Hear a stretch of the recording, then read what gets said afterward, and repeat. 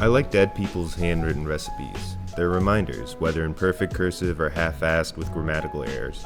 Sometimes I'll follow the recipe exactly or give it my own twist. If that sounds good to you, then come join me as I cook for my friend and his dead uncle. Perfection salad. Now, here's the back if you want to look at it real quick, but the thing I want you to look at is the first ingredients, 2 envelopes of Knox gelatin. And in the recipe box, this was a common ingredient in things labeled salad. Summertime salad, packaged lime gelatin. 7-Up salad, packaged lemon jello. Holiday salad, orange salad. This one's funny because on the back they wrote the cost of the ingredients, and it really dates it. This is clearly written in the 70s. But it got me wondering, what is salad? Well, according to Merriam-Webster, it's pretty vague because it can be any of various, usually cold dishes. It's not even the temperature that matters. And you'll see right here, it can just be pieces of food set in gelatin. So what's the deal with this Jello salad? Turns out as refrigeration became widely available in the 20th century, gelatin-based dishes gained popularity due to their novelty and their perceived sophistication. So if there was a party coming up, Glenda could make it ahead of time and pop it in the fridge.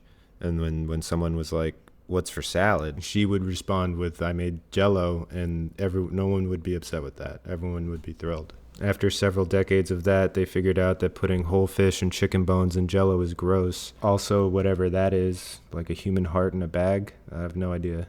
So nowadays, Jello basically only makes stuff for dessert. So what's up with perfection salad? I was surprised to learn that there's many variations online, but for today's recipe, we are going to need celery, vinegar, sugar, cabbage, salt, lemon juice, gelatin, and pimientos. Started by chopping up some celery, shredding some cabbage. The recipe calls for 2 pimientos, but I could only find the jar, so this is 2 pimientos, right? Poured a cup of cold water into a pan along with 2 envelopes of Knox gelatin. After a few minutes of that, it's time to turn the heat up and stir it until it turns clearer than my alcohol problem. Remove it from the heat and then stir in the sugar and salt. And then you pour in some ice water that's colder than my soul along with some vinegar and lemon juice. And then I just pop that baby in the fridge. And our goal is to chill it until the mixture mounds when dropped from a spoon. I'm thinking this counts. So we pour all the vegetables in, which is the celery, the cabbage, the pimientos, and then we stir it up. And the colors are pretty bright and nice, but I mean, this is just weird as hell, right? I don't have quite the same access to molds that you see in the ads, but I figured making a block would be kind of fun. This was it after it had been in the refrigerator long enough for it to get firm. I couldn't really get it out. You're not supposed to grease the pan or anything. I feel like that would be weird. And I needed to use a knife eventually.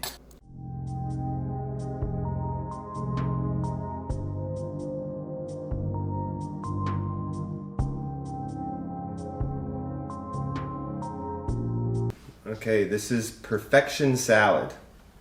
If you say so. Yeah. Yeah, I'm not eating this. What is this? For real. It's perfection salad. What?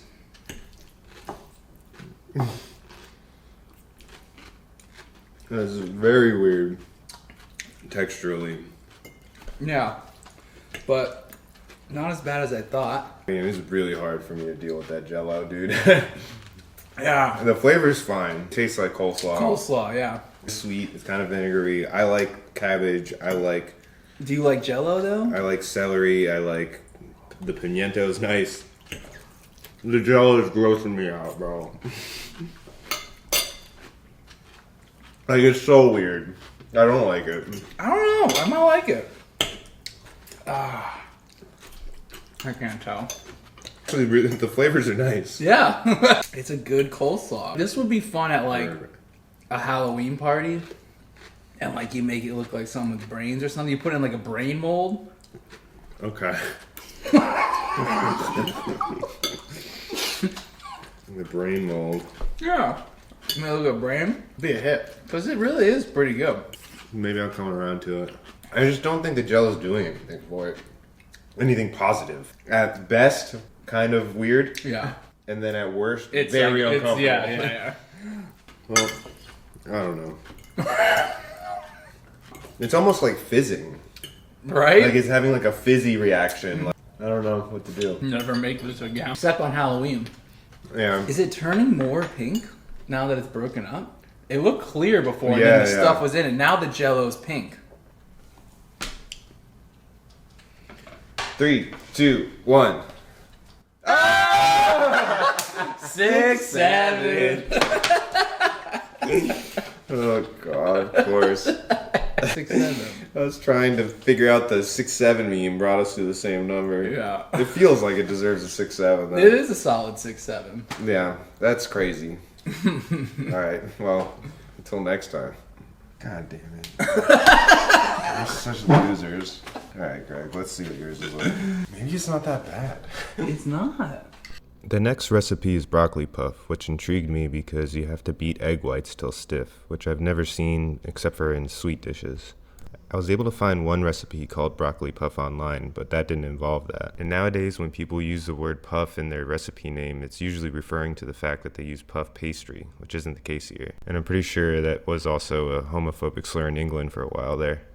You know, I mean, there's nothing wrong with being a puff. For this recipe, we need flour, pepper, broccoli, mayonnaise, salt, eggs, nutmeg, butter, and lastly, Parmesan. First, we separate the eggs like the parents of an unwanted child, and then we're gonna beat those egg yolks like, well, you know. Add in our flour and mix well, and then it's time to toss in the nutmeg, the mayonnaise, butter, salt, pepper, and Parmesan cheese. Having already cooked the broccoli according to the package directions, we stir that in. And to me, the broccoli pieces look pretty big, so I just use a fork and knife to cut them up. Now it's time for the exciting part of the recipe, which is to beat whites. You want to make sure they're room temperature for this. My favorite way to make sure that the egg whites are room temperature is to enjoy the sounds of Hollywood, Florida. According to this chart, I may have been somewhere between soft peaks and stiff peaks. You can let me know in the comments below. Fold that tiny cloud into the broccoli mixture. And the penultimate step is to pour that into a lightly buttered 9-inch square. Bake at 350 degrees for 30 minutes.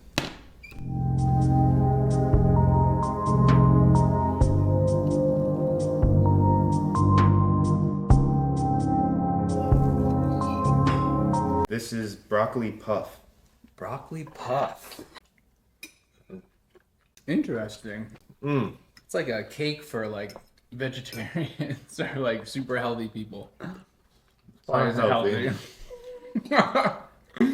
Lots of mayonnaise in here. It's creamy. Yeah. The texture is good. Texture's great. I love the puff part.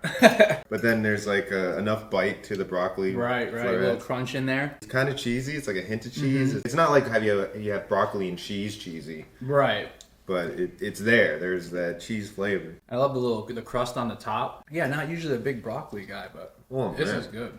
Yeah, this might be like my favorite broccoli dish I've had. Yeah. Like, yeah, if you're trying to feed your kids broccoli, this is the dish. I mean, I inhaled this, so. Yeah. I knew I would like it. I didn't expect you to like it this much. I grabbed the fork. Now, Greg can't eat. Come on.